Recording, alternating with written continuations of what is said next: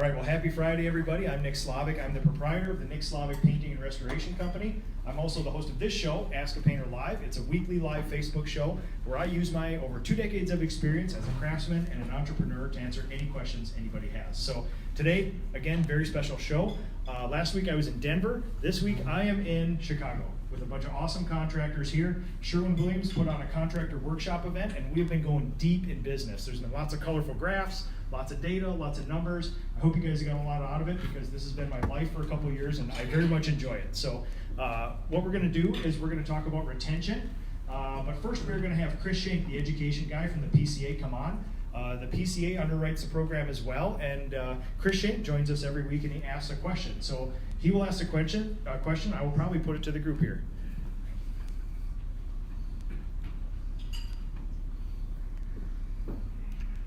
All right. Take just a second to add Chris Shank here.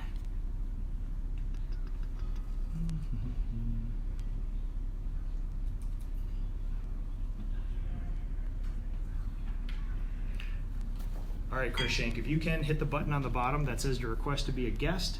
I don't have one on here, probably because I'm on Wi-Fi. If I see you pop up, I'll bring you up. So, one of the things that this is part 3 of a 3-part series I'm doing for Sherwin on this show about finding people, training them, and then keeping them, retention. So we've been neck deep in this stuff about finding people, training them, and we're going to talk about a little bit what we've been doing on retention too. So number 1, we talked about American Needs Painters. So there is a free website right now with all these training videos to keep your people up to date on the latest things. Use it, it's a free resource for you. The average wage in the painting industry is $20 an hour, which is pretty high compared to a lot of other industries. If you go to a gas station or a grocery store and ask them what they start people, $12 maybe in my market. So the average wage is $20 an hour. Now, our trade needs 1.5 million people to fill those jobs. We had talked about up here how 34% of all jobs are unfilled. That equates to about 1.5 million painters that we need right now in this industry. And again, 7 to 10% growth over the next decade. So this is going to compound really quickly. We've talked about millennials. Millennials are the people we're working with now, all 18 to 36, 18 to 37, give or take. 75 million of them out there. So if you want to keep these people, we talked about the prototypical painter who likes kayaking on the weekends. You have to form a business and a job description around that sort of thing because they have lifestyles outside of what we do. We love this dearly, but we also have families and friends and things we want to do, and we craft a life around that. We should expect the same for our people. They want to contribute and they want to have feedback. So make them a part of your team. They may not know how to paint, but they might know how to communicate with clients. They may know management styles. They may know some very technical things. They might be hands-on. And bring them in. Everybody's got some skills that they can lend to it. Contact, strict standards. We talked about that as well. Surprisingly, you would think the more you upped your standards, that you'd scare people away.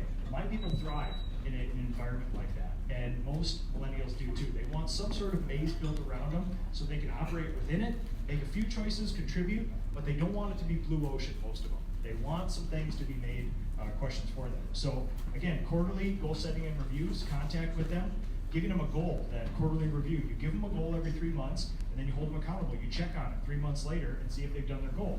Meanwhile, you coach them. If they're not hitting their goals, you figure out why and you help them out. We also do a thing in my company, happy hours. Every month we meet at our local brewery. You guys saw the Giesenbrau thing, the sign we did. That's our favorite local brewery.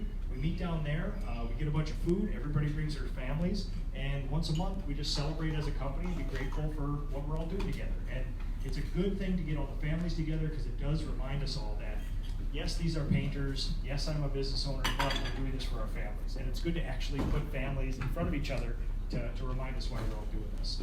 And we also have a really killer Christmas party at this brewery too. I employ some artists and we give out awards at the end of the year. I make a slideshow about all the kind of fun stuff we've done during the year. And I usually have one of my people make us awards. Last year, I had this very talented glass blower working for me, and she made us all hand-blown glass awards for the company. And it's kind of a fun thing to include them. Again, they want to contribute. So leadership, again, we got to lead by example, which is a big thing. You know, that'll set the stage for all the culture, all the core values. We have to be happy and we have to be prosperous. So one of the things we talked about too was we need to be examples of this so that people are attracted to our trade. I think if you look at my father as an example, maybe didn't make the best generation for recruiting young people here. And that might be why we have this interest lag.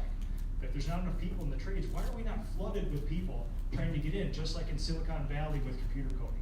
People are flooding into that industry. Why isn't it happening in painting?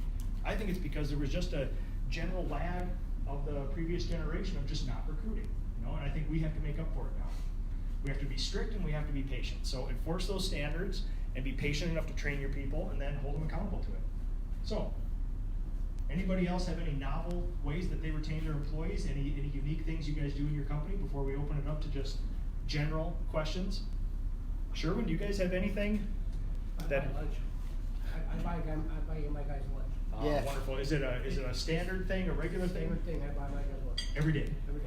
Nice, nice. What's their? Do you have a go-to? Do you mix it up? What do you do? I mix it up, man. Whatever, burgers, pizza. Nice. Adding on what Jim said, making them friends before employees. Like, I feel like that's the best way. Just let them know, like, you're on their side. You're not like not forcing issues on them right away when you first meet them as an interview.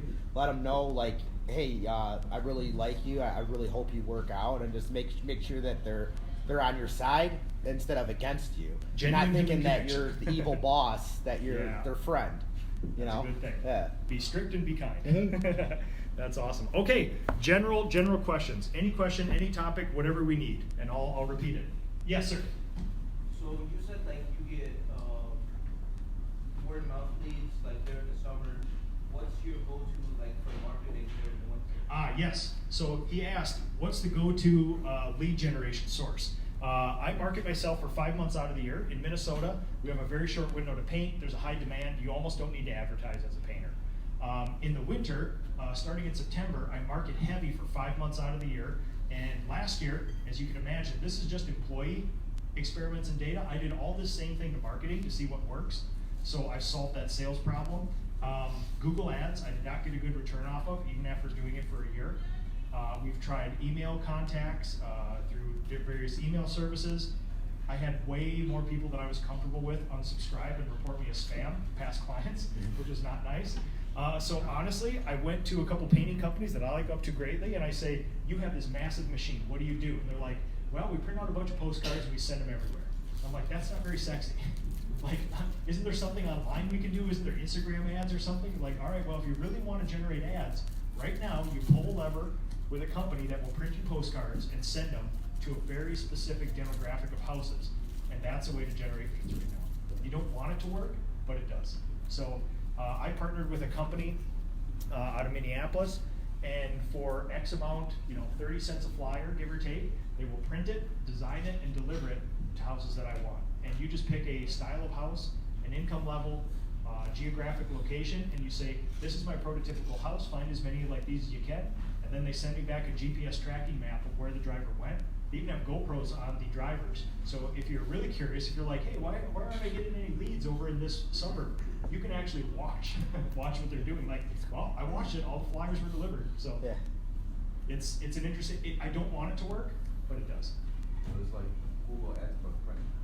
Absolutely, yeah, exactly. It's a physical thing, because remember, if you think about our core demo, my core demo is generally 40 to 70-year-old women. That's, if you look at all my clients for the last 12, 13 years, that's the most, 80% of my clients, that's the person who made contact.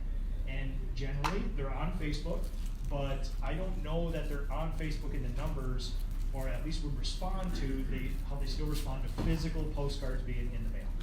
So, I got a good one to add on that. Yes. My grandfather did it. I haven't done it yet. I was thinking about doing it this year. Christmas cards to all my employees that I had this year. Just a simple greeting, thank you for your business, and on the back of it, just a simple, go through whoever and just do that. Because to me, like, my grandfather did it all the time back in the day, and you get all these good customers, then at the end of the year, they just see that one piece of recognition that you appreciate their business. Because, how often do we do jobs, finish off a customer, they're happy with the work, and then we don't talk to them until the next time they call us. Do you need something from them? Yeah. Right, exactly. I mean, anyone who's in this. Did you have a follow-up back there? How much money would you say like you or percent you would like spend on advertising during like that period or like per year? Absolutely. So industry average is somewhere between 3 and 3.5% in advertising. So if you have $1 million business, 30 to 35 grand a year. And so $3,000 a month, give or take. And I don't advertise for 7 months out of the year. I compress it down into 5. And it seems like a lot of money until you base it off industry average. And do you just use like one way to market, or do you like dabble like Facebook and Google, like? Yeah, so he was asking number one, what percentage of marketing, and it's usually 3 to 3.5%. And then you also said, do you spread it around? You put all your eggs in one basket. Right now, I put all my eggs in one basket. It's not wise. If this company goes out of business, I gotta quickly find another company. But I only do it for 5 months out of the year, so if I do a really good job now, I'll at least have a buffer time to do it. I've tried all the other forms of marketing. Sadly, I still have a newspaper ad, which we talked about. That thing still generates a noticeable amount of revenue in my hometown, so I will not take it out. So I just follow the data. People laugh, you have a newspaper ad, it's like, oh, it accounted for 8% of my revenue. Yeah, last believe it year. or not, It's older almost nothing. customers, not the millennials, the older customers love the newspaper. They look in it constantly. And a lot of them go online nowadays so that they can search you through Yep. the whatever web page is linked to the local Yep. paper too. And just like with employees, you gotta go where your employees are. If you're putting a 3-line classified ad in your major Chicago newspaper looking for an 18-year-old to work, you will not find many. So same thing with clients. If you go to Snapchat to advertise for your clients, you're gonna get a whole bunch of 14 to 21-year-old people. Not exactly my core demo, so that's wasted money. So go where they are. Facebook, my demo is getting into Facebook. It's getting to be better. They're getting to trust Facebook and the ad, but nothing like good old paper. You know. Yeah. Anybody else? Questions? Comments? Topics? Yes, sir. What is your favorite cabinet coating system? Cabinet coating system. So, extreme block oil primer, always. Super heavy oil primer, sticks to everything. And then emerald trim urethane. You know, we're not a lacquer company, give or take. I like the semi-gloss. Satin's a little dull for my clients, but semi-gloss is right on there. So, yep. So you don't use an acrylic paint for that? Okay. No, I'm a big fan of the hybrids right now. So I was raised long enough, and there's some other people here who have had the experience with the oils, the traditional oils. Love oils. They're not what they used to be. I don't know. The same Do you brands. use So- an HDLP, or are you doing this with the self-leveling paint? All airless. I don't mean to put Sherwin under the radar or under the gun here, but the emerald urethane. Why did I find that the emerald urethane that was comparable to the Pro Industrial line acrylic urethane to not perform? The acrylic urethane Pro Industrial didn't perform as good as the emerald urethane, even though I was told by the Sherwin reps that the emerald urethane was the same exact formula as that. So interesting, because I've not had that experience. No? I can only Okay, lend my yeah. data point to it. Okay, you yeah, know, that's so. just from my own experience. I was actually told by the Sherwin Williams reps that that was the Pro Industrial line of the acrylic urethane, was the exact same paint as the emerald urethane. The emerald urethane was marketed towards their non-contractor customers that were going to buy the emerald urethane for $80, but the Pro Industrial line urethane runs $30, $40 cheaper. It's supposed to perform the same way, and in my experience, it didn't. But it's I would always Yeah. say that's an awesome data point. Yeah. I would also say, you know, for your clients, for your processes, for what you do, probably perfect. Same Yeah. thing with mine too. We all Yeah, right, come up with right. these weird, you know, there's a contractor in Colorado who swears by, he does tons of cabinets, he swears by always priming everything twice. Yeah. I can't talk him out of it, he Yeah. can't talk me into it. Yeah, right, And right, I right, just right. won't prime something Yeah, twice. right, You know, right. but for him, he doesn't care. Yeah. He's doing it, it works, and he can make money off it, and Yeah. good, moving on. Right. Yes, hands back here, yes. Can you talk a little bit about why you always use the oil-based primer for cabinets? Yes, 0 failures since I've been using it. So again, my shop that's littered with 40 cabinet doors, I've done every shellac, every synthetic shellac, every water-based primer, every iteration of prep it, don't prep it. Prep it this way, don't prep it this way. Use this grit, do this grit. I have every variable you can do with cabinets. The only thing that's never failed, it never surprised me, is oil primer. And what prep do you do? We call it SVT, sand, vac, tack. Oh, and I should say, we're talking about cabinet coatings now. I'm hoping the camera picks it up, but yes, SVT, sand, vac, and tack. So, You don't use a defroster? no. So again, with my people, we are a training heavy company. I do not want to introduce chemicals into the process that could present problems later, so I would much rather have them mechanically sand. You can only increase bonding with mechanical sanding, so. And what oil is that you Extreme block. Yep. Oh, she was asking, do we use deglosser? No, we are a mechanical prep company, and the oil primer Extreme Block. Extreme Block is my favorite. It's super heavy, it's sand. So Yeah. the criteria for oil-based primer for me is readily available, because I don't want to change my process. Relatively inexpensive. You know, if a gallon of oil primer was $100 and it provided $100 or more of value, I would still use it. But it's also an added benefit if it's less expensive. It's got to be easy to use. I don't want to thin my products ever. Again, you're introducing a variable to these trainees.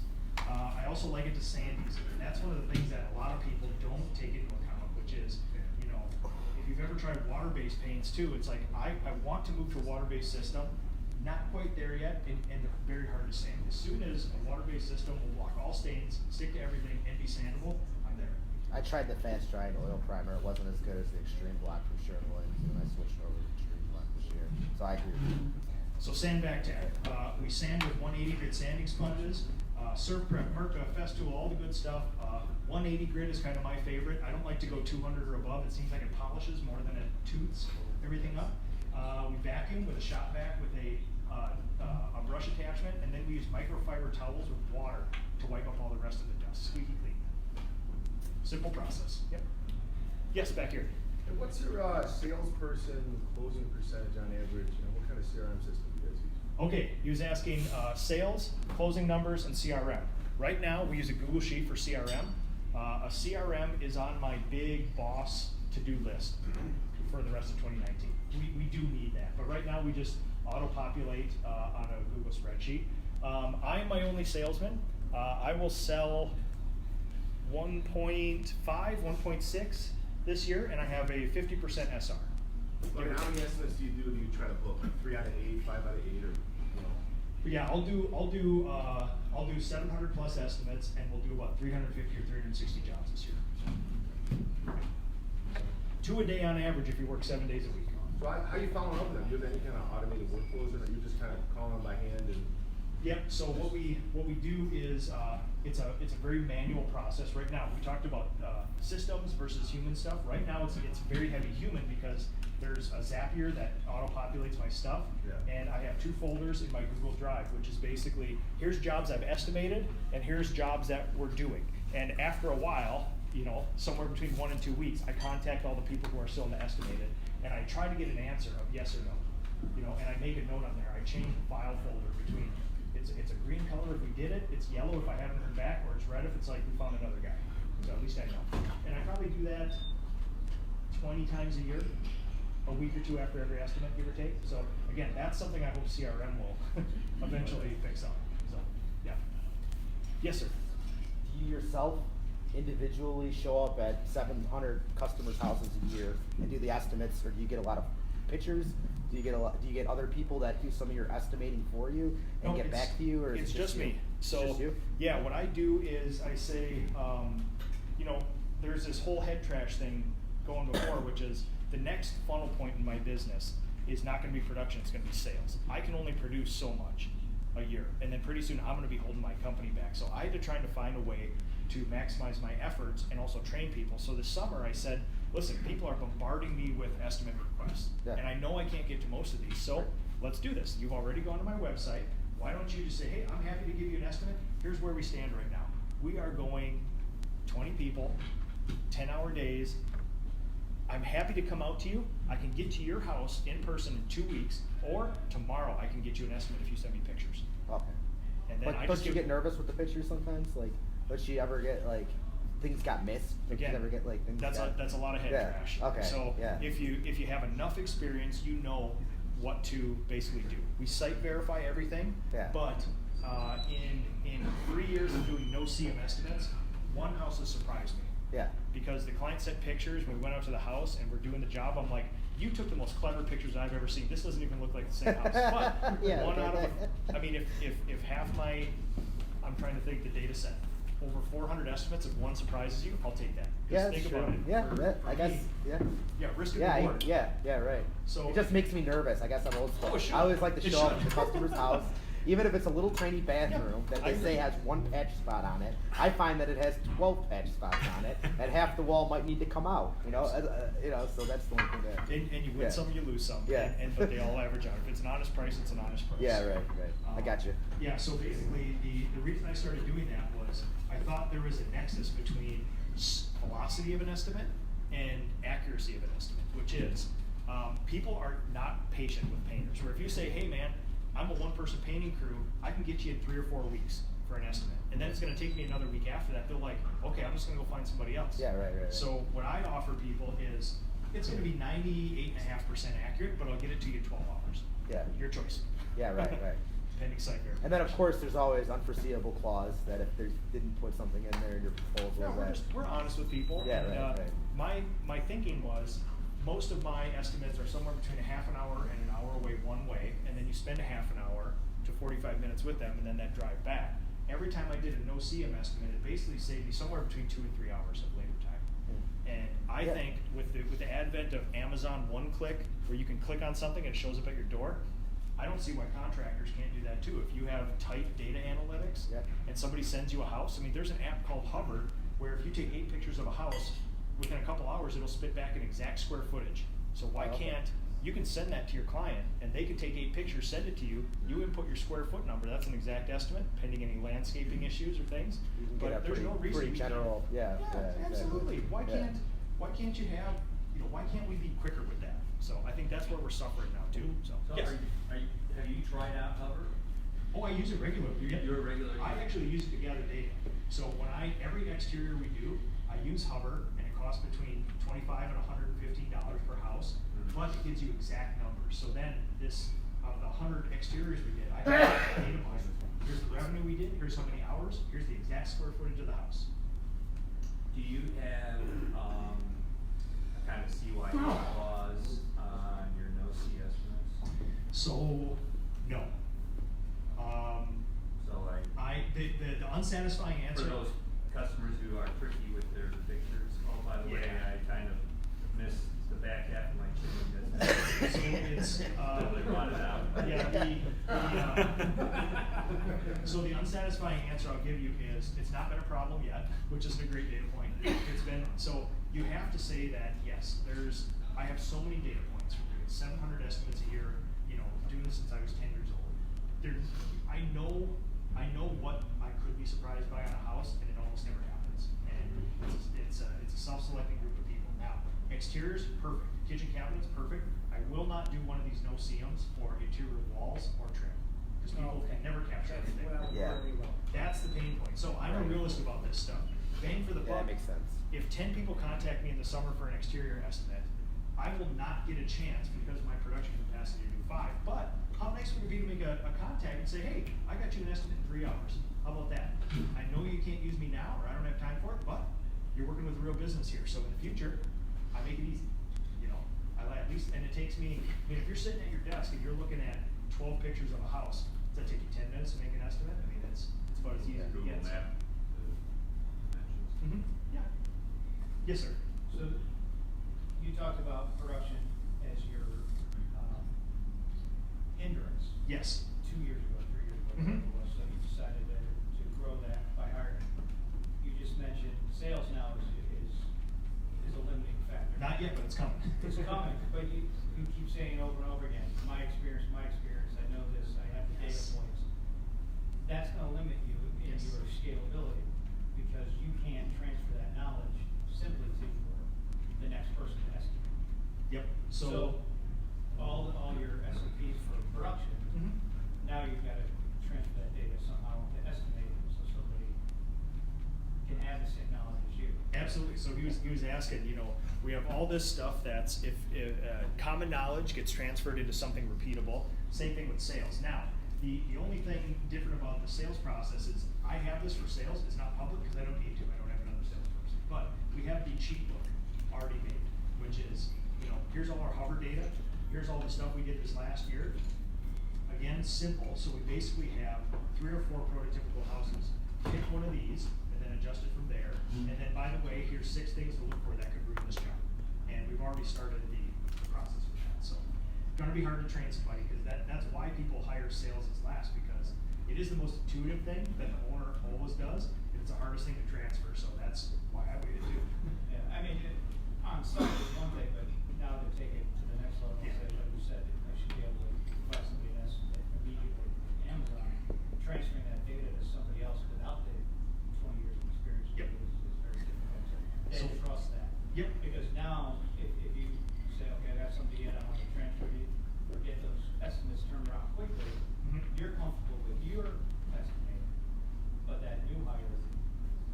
Oh, absolutely. You're gonna be over their shoulder for your. Yep, and it's always gonna be a pain point, because there's no perfect system. I know some guys who run companies, and they have a 4-page spreadsheet to help them figure out the price of an exterior of a house. And it takes an estimator somewhere between 4 and 5 hours to fill it out each time. I would say, great, that's good, but I would argue that you could probably do something a little simpler, and you don't maybe have to sacrifice that. So some people like to go deep with it, and nothing will be missed. If there's an exterior outlet, I want them numbered, and I wanna know what type. And after a point, it's like, bang for the buck, you have to sort of make those decisions. It is tough though, and sales is a tough thing. Also, I've seen some remarkable things done with young people where they don't care, and they don't know the industry, and they don't have this head trash about, this is so hard. And you basically tell them, hey man, we charge $3.50 a square foot. Go hover at that thing, get it close, I'll run it by the sniff test, and we'll just do it. And magically they get within 10% of your price. All the experience, so. It's doable, it's doable. Do you? Really quick, sorry, so I don't forget, you said you're gonna give us your email address. Oh, yes, yep, I can, after, Ask the Painter Live is done, I'll put it up here for you. Yep, yes, sir. Yeah, and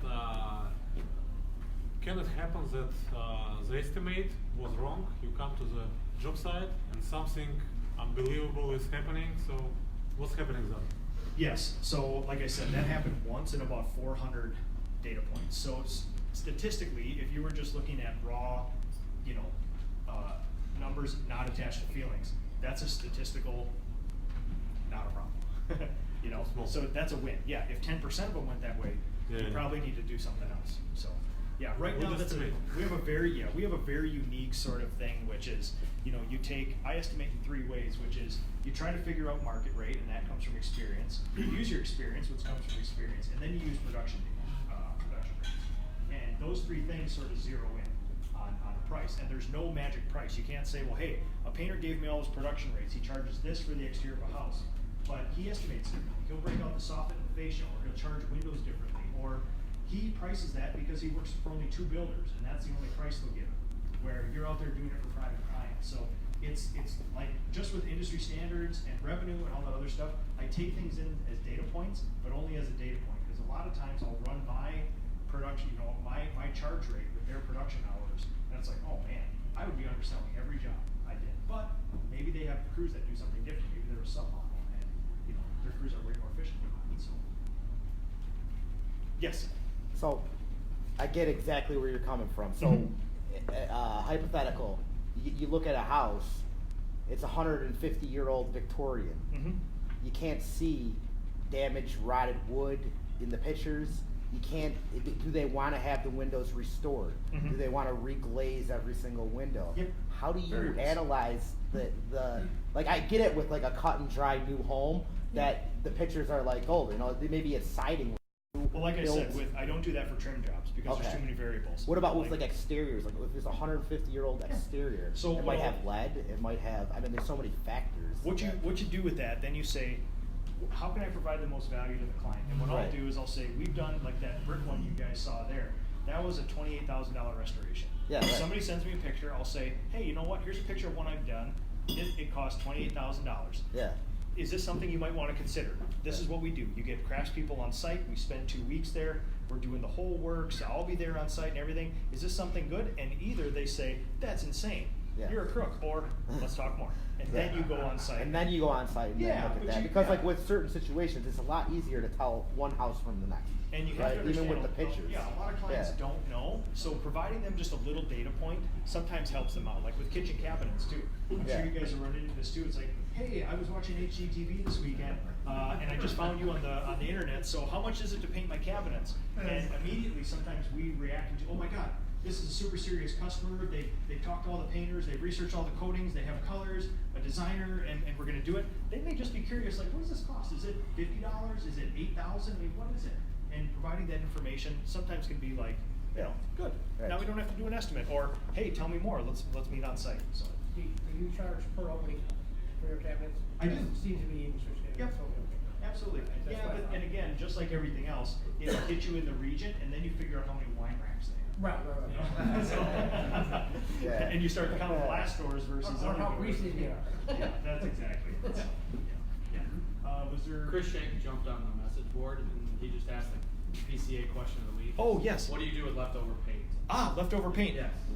What do you guys do with leftover paint? You got a shop full of paint, you gotta clear it up. What do you guys do? Put it in the toilet.